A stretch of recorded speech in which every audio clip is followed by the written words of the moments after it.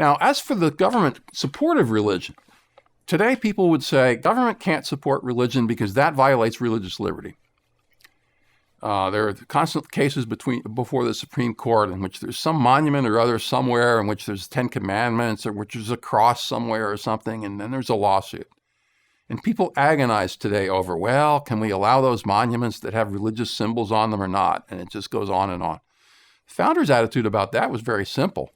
Government can do whatever it wants to support religion as long as it doesn't take away anyone's right to religious freedom. So if the government wants to create a policy of, let's say, giving money to preachers, Massachusetts had a policy like that, it can do that. That was regarded by most founders, not all, as something compatible with religious liberty. Or take another case, prayers in schools. I mean, everyone accepted the view that schools are going to promote a sort of generic version of Christianity. That became the consensus that emerged out of the founding by the time you get to the 1830s and 40s. That was what was being done everywhere. And that lasted up to the 1960s in most states.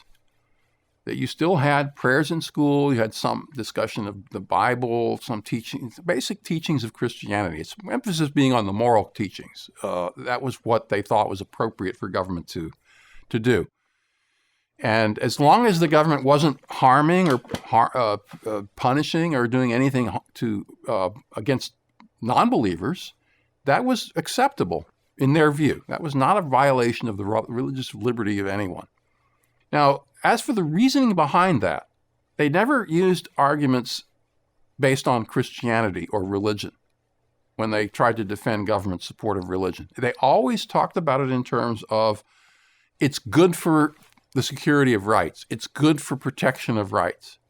So a famous quote from Washington in his farewell address, "Reason and experience both forbid us to expect that national morality can prevail in exclusion of religious principle."